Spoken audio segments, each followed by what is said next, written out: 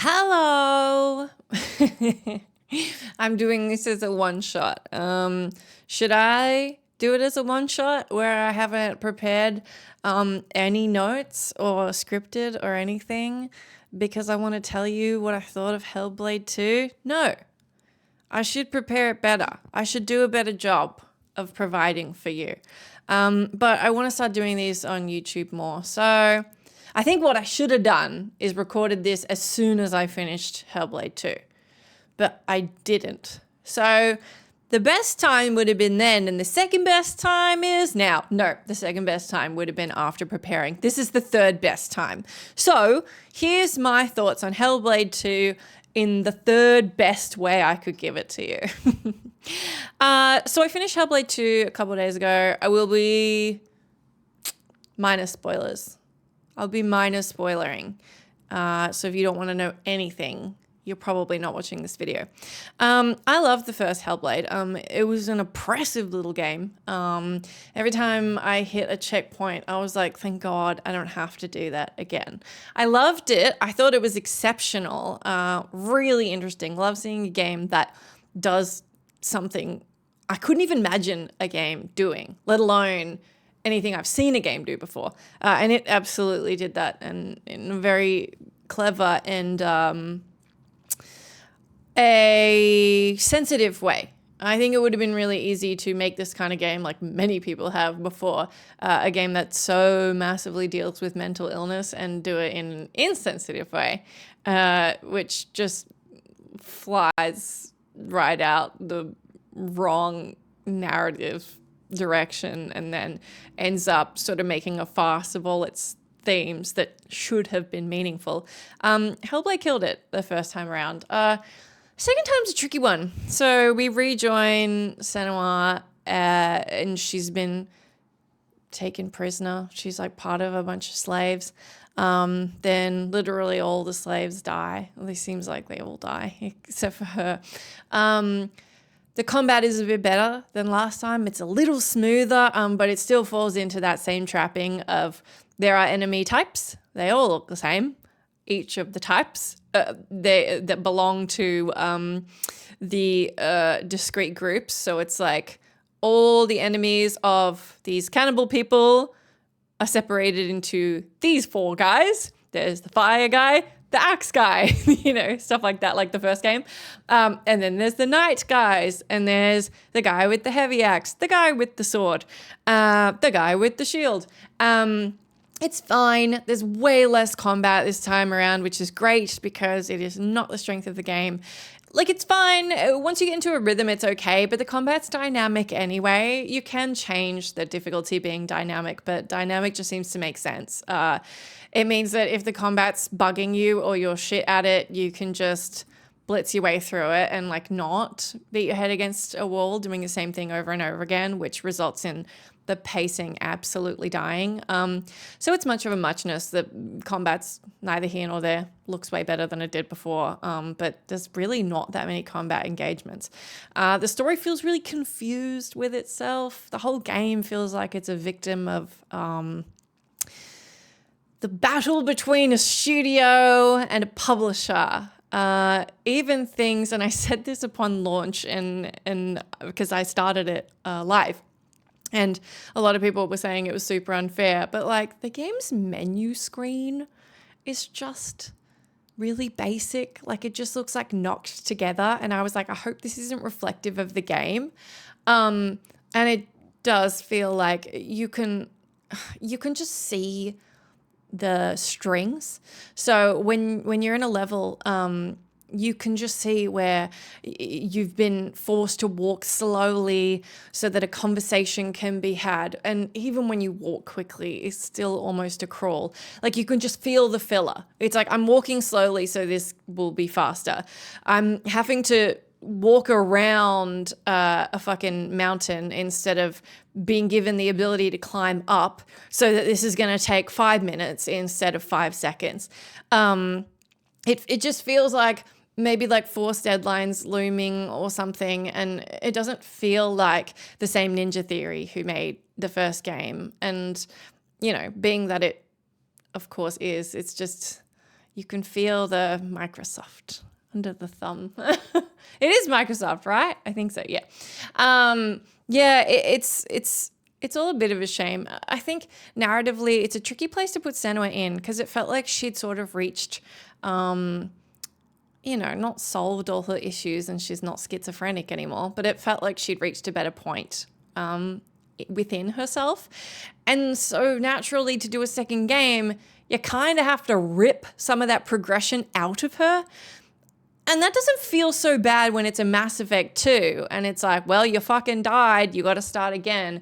When you have to start again in a RPG mechanic way, like when it's mechanic or in a system, you have to start again in a sequel because obviously you can't start with like your shotgun ability being 9 or whatever it is. But it's not quite the same when you have to rip back character progression because you can't pull back. And that's pretty much the only thing that she wrestles with is the way she feels about herself. It sort of just feels like we're going through that whole thing all over again. And whilst there is realism to that, it's not that fun. It's realistic in that it's like there are no quick fixes. You can just go back and you still have to keep working on yourself. It's like, yes, that is reality. But in a video game, I think that presents some issues with how engaging that is. And it can feel disappointing. And it sort of robs you of feeling like all the things you did in the last game were a little bit for naught. The other issue with this game is there are companions now, which I think is great. It's the one thing that truly makes a story feel like it's going a different direction. There are more forces at play. There's different factions at play. There's cannibals who just jump in and out of the story, probably because the trailer had them in there, and then they don't really mean anything to the rest of the story. The pacing is all over the shop. The pacing in Hellblade is like the pacing of this video. It's like they just started and there was no redrafting and it was like, let's just romp through it. We don't have time to code this section. Okay, don't worry about it. There's a section where you're taking on these giants in these, now let me be clear, 10 out of 10 spectacular encounters with these two giants. Third one, I guess they ran out of time. And they're wonderful, Shadow of the Colossus grade, cool moments. And there are moments of absolute brilliance in this game that make me disappointed at the things that hamper it. But even towards that later section, when you're learning about the stories behind these giants, you're walking back through what is very clearly the level you just walked down through. They changed the lighting and the environment so you can't quite tell that it's exactly the same, but I was like, hold on, this is just the same. Like you can just see the way that everything is built. The section I was about to talk about. You get to a point where before you first verse the first giant, where it's like, we have to perform a ritual. This guy says, we got to perform a ritual. Okay. We have to find the right location for the ritual. All right, let's go. Smash cut. We're performing the ritual. I guess the right location we had to find was just 20 feet that way. So that was convenient. And also, we now have 6 guys helping us run the ritual. I don't know where they came from. They're just here now. Like, it's stuff like that feels like a bunch of cuts had to be made. Like, there must have been a bunch of shit on the cutting room floor.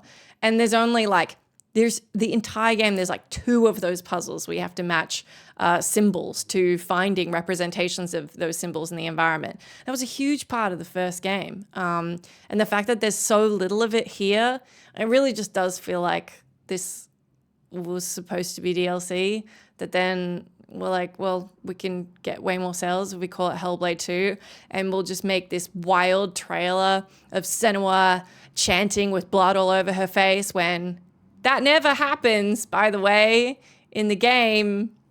Never happens. She also never wears that makeup. She wears it one time in her head. Like, that was so obviously put together to sell the game.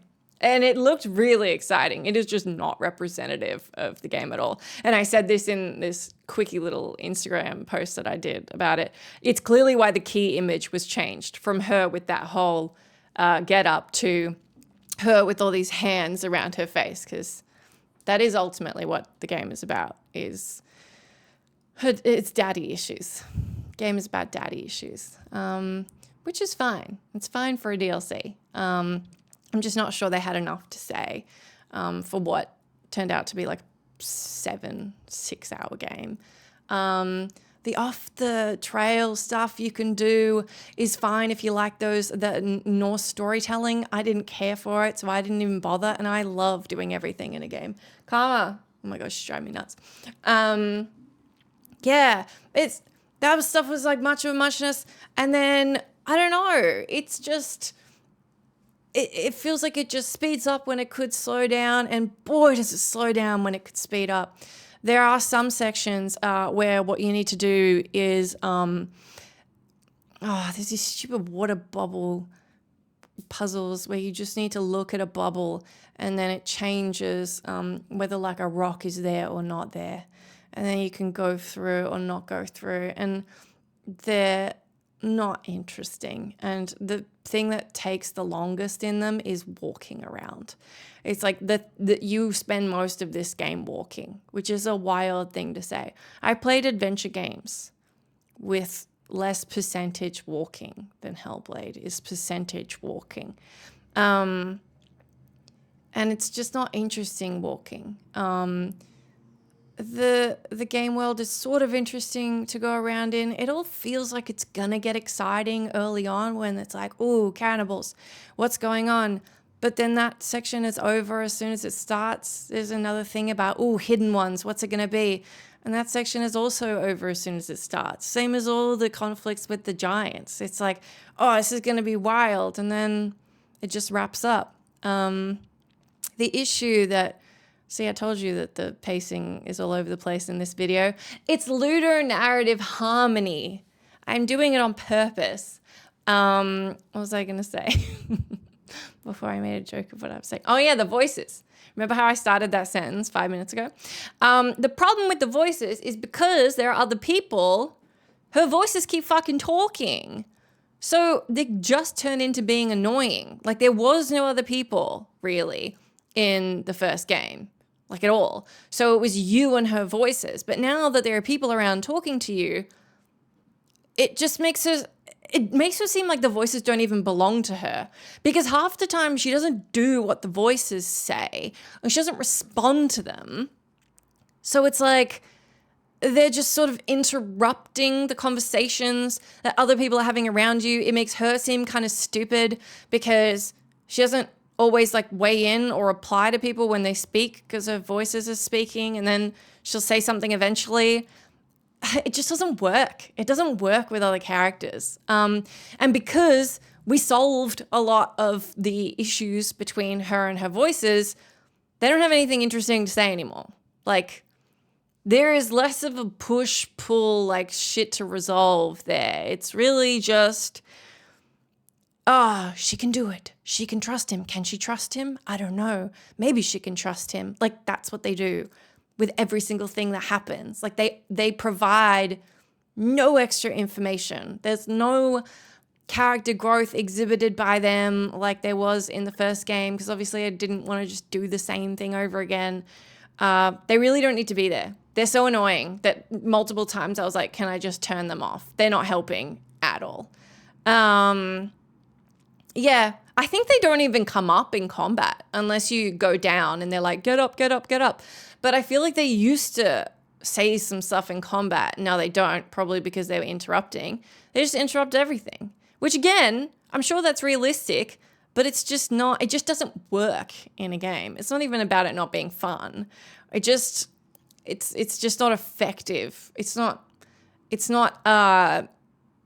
it actively detracts from the experience, which is a shame. No, there are some really great bits in the game. There are some beautiful scenes. The encounters with the first and second giant are stunning. They're stunning set pieces. Just like visually stunning, and the way that they play out is stunning. I liked that they weren't typical encounters, that it was sort of more about the environment. Lots of Hellblade is like more about the environment and mental puzzles than just going toe to toe. There's a fantastic boss battle at the end, though. I mean, it is more of the same, that it's like pretty basic, but it's a fulfilling toe to toe. Yeah, and then you hit those moments and you're like, oh my God, people need to play this. And then you fall back into, we're just walking slowly. I can see where I need to get to. Let me just walk over there. Yeah. So it's interesting. The end made me cry. I thought it had a nice message. I thought there were some really brilliant tidbits in there. Like, Senna was still great. She's very complicated. She's a very interesting person. I think there was probably a more interesting place to take her personal story. There's also, it's completely dissonant what she's going through in her head to the whole giant storyline and the whole slave storyline. And then the cannibal stuff, like, those are all completely disconnected. Like, there's some tenuous threads, but not really.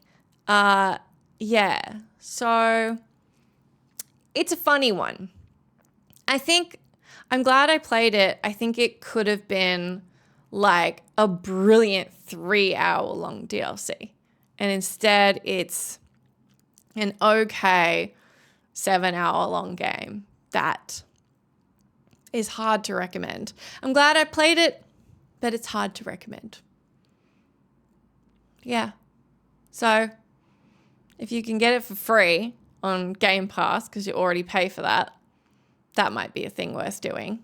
Or if you want to see what Senna was up to. But I don't think you're terribly missing out if you don't play it. Those are all my thoughts. I also didn't care much about the characters you meet. I couldn't tell you any of their names. Fargrimmer, I think, is one of them. The rest of them, she meets a slaver and then decides to become friends, like, really quickly, even though he's enslaving her people. I don't know. There's some odd choices that are made. It's an odd little game. Yeah. I'll be doing more stuff on YouTube. I'm going live on YouTube now as well. You may have noticed. Played Elden Ring yesterday. Gonna play Elden Ring again today, I think. Yeah. Otherwise, chilling. Great. I'm giving this a terrible outro. I've forgotten this is a YouTube video. I'm not editing it, but let me know if that's awful, and maybe I could think about editing them in future instead of sitting here monologuing at you. But I do like to sit here and monologue at you. Cool. Okay. Thanks for listening. Bye.